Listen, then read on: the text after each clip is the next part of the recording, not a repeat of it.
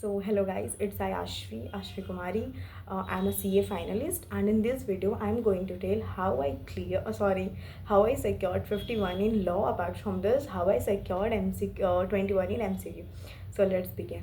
So first of all, मैंने कैसे strategically पढ़ा था मैं वो क्लियर करूँगी. सी मेरे को ऐसा लगता है सब वीडियोस बस देखते हैं लॉ का, एंड देन उनको लगता है ना कि आप जब तक वीडियोस देख रहे हो सब कुछ ऑसम लगेगा कि I know each and everything, सब ऑसम एकदम. हाँ, सब समझ में आ रहा है, सब समझ में आ रहा है, but it is not like that. Please me, it is not like that. आप जब तक वीडियो देखोगे तब तक आपको सब कुछ ईजी लगेगा, बट वही आप 2 दिन बाद पढ़ोगे ना तो आपको सब कुछ लगेगा what is this. I know video is important क्योंकि उसे समझ में आता है.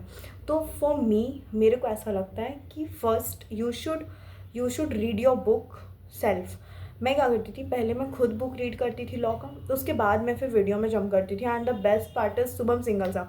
उनके वीडियोस तो लाइक इतने अच्छे हैं कि वो आपका पूरा चीज़ कंसाइज कर देंगे. पहले खुद रीड करो लॉ में, पहले खुद मॉड्यूल्स रीड करो जिसके भी बुक है, उसके बाद फिर आप वीडियोस में जंप करो, क्योंकि वो आपका वीडियोस में सब कुछ कंसाइज कर देंगे. एंड जो आप पढ़े हो वो आपको फिर से रिवीजन जैसा याद करवा देंगे. याद खुद से करो, क्योंकि लिखना खुद को है, लिखेंगे वो नहीं जाके. वीडियोस में वो लोग बस आपको बता रहे हैं, आपको समझा रहे हैं, बट आपको लिखना खुद है.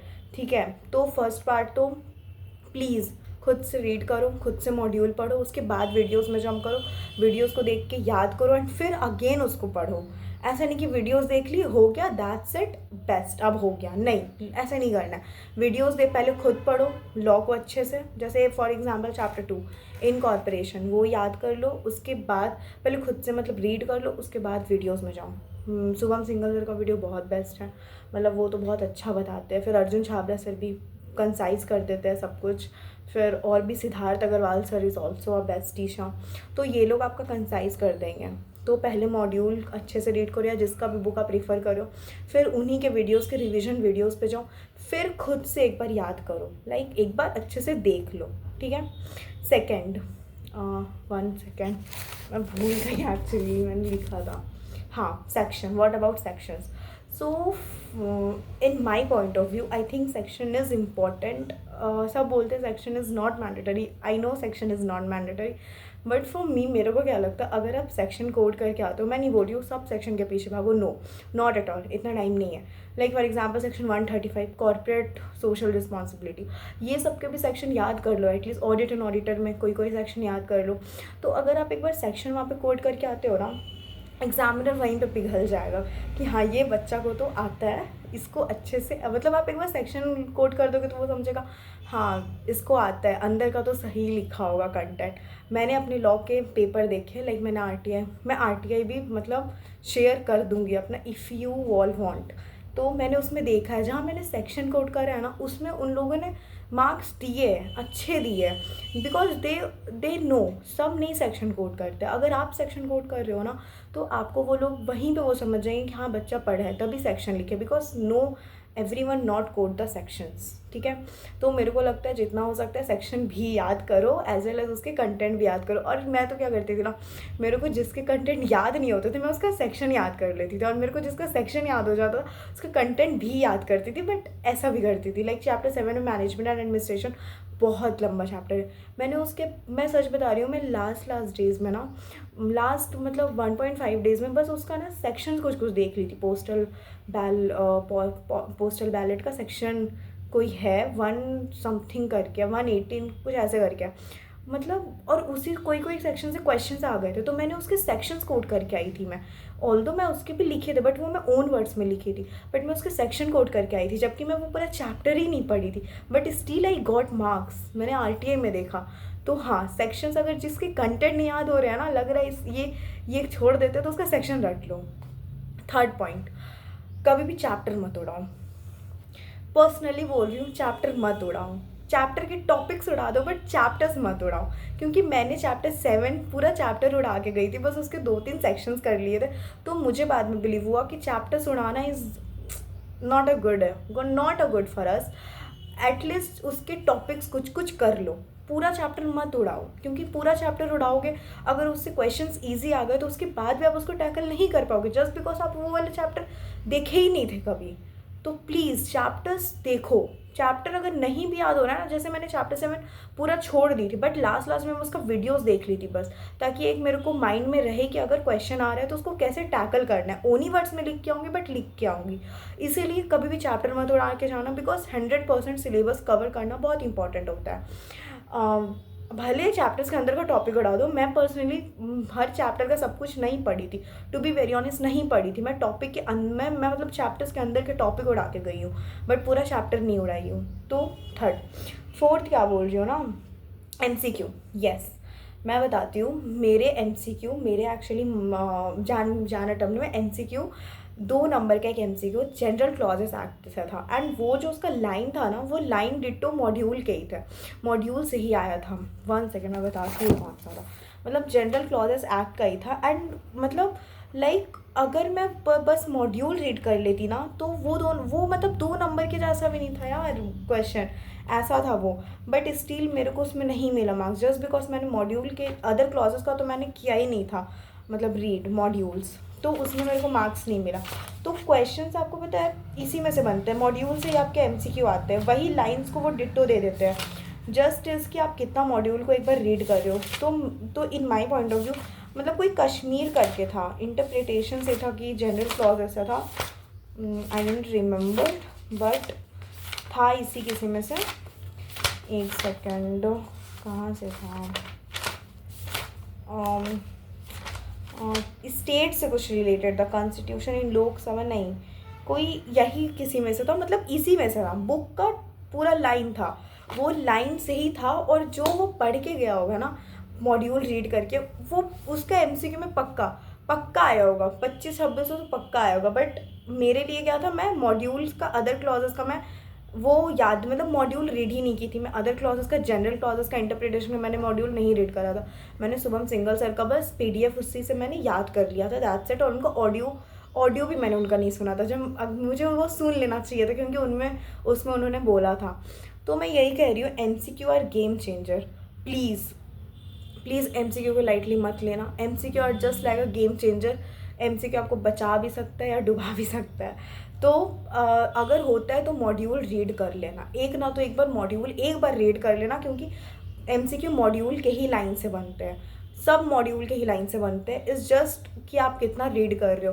तो MCQ को प्लीज़ लाइटली मत लेना, उसके लिए भी याद कर लेना, आई मीन रीड कर लेना मॉड्यूल। लास्ट मेन चैप्टर को पक्का करना।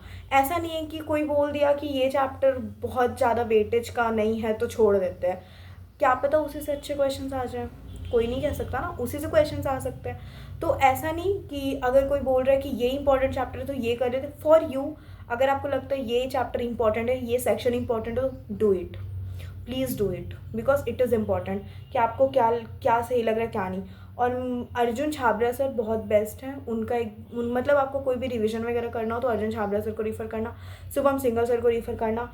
PW के भी सर एक है, मुझे नाम नहीं याद आ रहा, उनका भी कर सकते हो। उनके बुक में बहुत अच्छे से लिखा हुआ है चीज़ें, लाइक उतना मतलब अगर बस रीड करना है ना तो उनका बुक बहुत बेस्ट है, मतलब वो थ्योरेटिकल टाइप नहीं लिखे हुए हैं। एंड अर्जुन छाबरा, सिद्धार्थ अग्रवाल सर, वो भी बहुत अच्छा पढ़ाते हैं, बहुत ज़्यादा अच्छा पढ़ाते हैं रिविजन के लिए।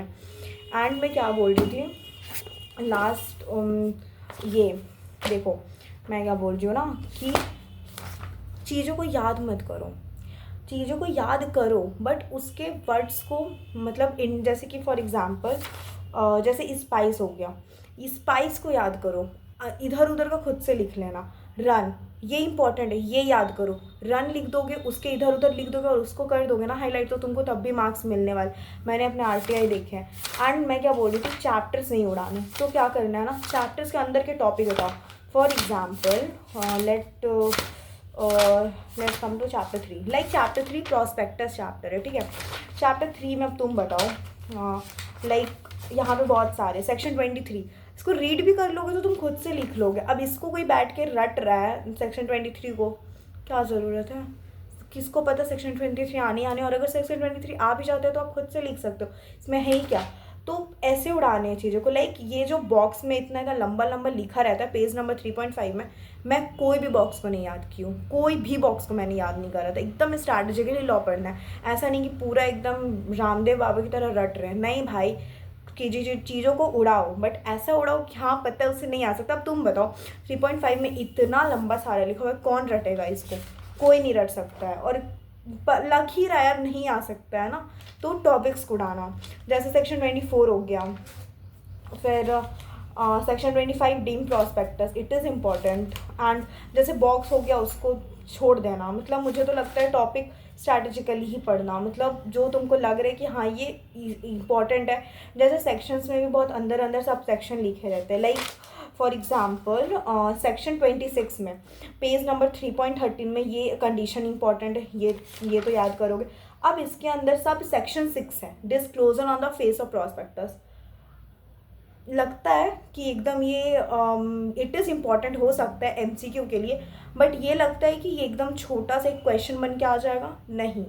तो कोई कोई चीज़ों को एमसीक्यू के ही जैसा पढ़ना, ऐसा नहीं कि इसको भी रटने बैठ गए कि हाँ failing to the registrar in the subsection 4 and then attach to the copies delivered. नहीं, जो चीज़ें जैसे वैलिडिटी ऑफ प्रॉस्पेक्टस, इतना 3 लाइन का ये है, उसमें बस 90 डेज याद करो, बिकॉज इससे एमसीक्यू बन सकते हैं, ना कि आपका क्वेश्चन आ सकता है। क्वेश्चन डायरेक्ट सेक्शन से ही आते हैं, ऐसे याद करना है। एंड ऐसे बहुत सारे सेक्शंस होते हैं जिससे नहीं भी आते, like section 22 I don't think तो इससे कभी क्वेश्चन आया भी है एमटीपी आरटीपी में। तो strategically and Shubham single sir का क्वेश्चन बैंक कर लेना, बिकॉज उसमें मेरे को लगता है कि वो अच्छा है। मैंने तो उन्हीं के क्वेश्चन बैंक करे थे, तो उनसे क्वेश्चन उनके एक्चुअली ना क्वेश्चन बैंक से ही समझ में आ जाता है कि कौन सा सेक्शन इंपॉर्टेंट और कौन सा सेक्शन नहीं है इंपॉर्टेंट। ठीक है, जैसे सेक्शन 36 आई डोंट थिंक तो इससे कभी क्वेश्चन आए भी है, तो ऐसे पढ़ना है। जैसे section 37 action by affected person, कभी नहीं आया है क्वेश्चन भाई। तो चीज़ें ऐसी पढ़नी है कि हाँ जैसे क्वेश्चन आ रखे जिससे बन सकता है, ऐसे। ये नहीं कि सब सेक्शन रट रहे हैं बैठ के, बिकॉज चैप्टर्स के अंदर के टॉपिक्स बहुत सारे ऐसे होते हैं जो जस्ट फॉर अ नॉलेज होते हैं, नॉट कि हाँ उससे क्वेश्चंस आएंगे। एंड सब सेक्शन मत याद करना, हम तो यहाँ पे सेक्शंस बोल रहे हैं, बट आई रिकमेंडेड कि sections not so, sub section is not so important. तो ऐसे करना है। एंड चैप्टर के टॉपिक्स तो मत ही चैप्टर्स तो बिल्कुल भी मत उड़ाना, क्योंकि चैप्टर्स कोई भी चैप्टर से आ सकते हैं। एंड एक बात और, अदर क्लॉज जो होता है बहुत इंपॉर्टेंट है, कर लेना। जनरल क्लॉजेस एक्ट पक्का करके जाना, क्वेश्चंस आते हैं। और जनरल क्लॉजेस के लिए ना मैं बोलूँगी, जनरल क्लॉजेस और इंटरप्रिटेशन के लिए ना पीडब्ल्यू के सर है, पीडब्ल्यू के सर का नाम मुझे नहीं याद आ रहा, वो न्यू आए हुए थे। उनका एक बार बुक का पीडीएफ देख लेना, क्योंकि वो जो जनरल क्लॉजेस और इंटरप्रिटेशन लिखे हैं ना, वो थ्योरेटिकल में नहीं लिखे हैं। क्योंकि हम लोगों को जनरल क्लॉजेस और इंटरप्रिटेशन में यही लगता है कि थ्योरी है, नहीं याद हो रहा है, बहुत बकवास है, एकदम याद नहीं होता। मुझे भी पता है, मेरे साथ भी यही होता। बट जब मैंने उनका देखा ना पीडीएफ, वो दोनों चैप्टर्स के, तो वो इतने अच्छे से लिखे हैं ना, वर्टिकल हॉरिजेंटल करके बहुत अच्छे से कर दिए कि आप उसको ओन वर्ड्स में लिख दोगे। मैंने लिखा था लॉ में, आरटीआई में है, मैं वो शेयर करूँगी, ठीक है। तो उसमें पता चल जाता है कि कैसे क्या लिखना है, अपने ओन वर्ड्स में लिख देना, बस वो स्पेसिफिक वर्ड्स बता दिए बहुत अच्छे तरीके से। तो हो सके तो जनरल क्लॉजेस इंटरप्रिटेशन अगर जिसको भी हार्ड लग रहा हो तो एक बार उनका देख लेना, पीडीएफ समझ में आ जाएगा, अच्छा है। जनरल क्लॉजेस इंटरप्रिटेशन उनसे कर लेना, टू बी वेरी ऑनेस्ट बहुत अच्छा है। सेकेंड, फेमा करके जाना, बिकॉज फेमा से क्वेश्चंस आते हैं, शॉर्ट आते हैं क्वेश्चन। हाँ, मैं तो बोलती हूँ अदर क्लासेस को छोड़ कर ही मत जाना, उससे मतलब 30 नंबर का पक्का आना है, पक्का से भी पक्का आना है, इवन एलएलपी ऑल्सो। ये सबको तो छोड़ कर ही मत जाना। एंड एक और चैप्टर है ना, interpretation general foreign and LLP, yes, ये तीनों को मिला के 40 नंबर आने हैं। तो अपन कैसे छोड़ सकते हैं ये चारों को, तो ये चारों पक्का से पक्का कर लेना।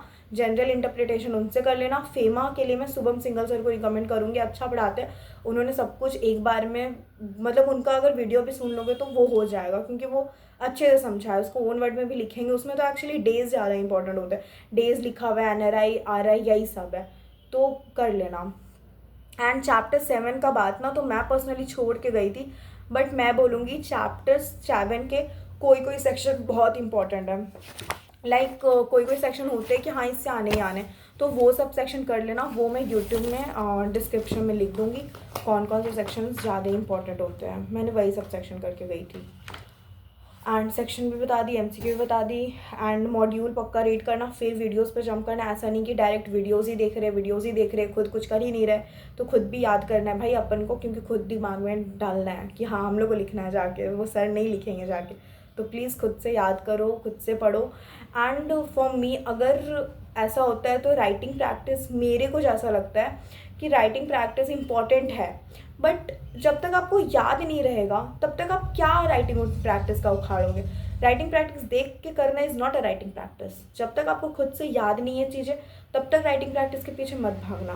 मैं गलत बोल रही होंगी, बट मेरे को ऐसा लगता है कि अगर जब तक आपको चीज़ें याद नहीं, आपको सेक्शंस याद नहीं है, चैप्टर्स नहीं याद है, तब तक राइटिंग प्रैक्टिस करने का कोई सेंस नहीं बनता। तो पहले खुद याद करो, पहले खुद समझो, उसके बाद राइटिंग प्रैक्टिस में जाना। सो थैंक यू, मैं डिस्क्रिप्शन में डाल दूँगी।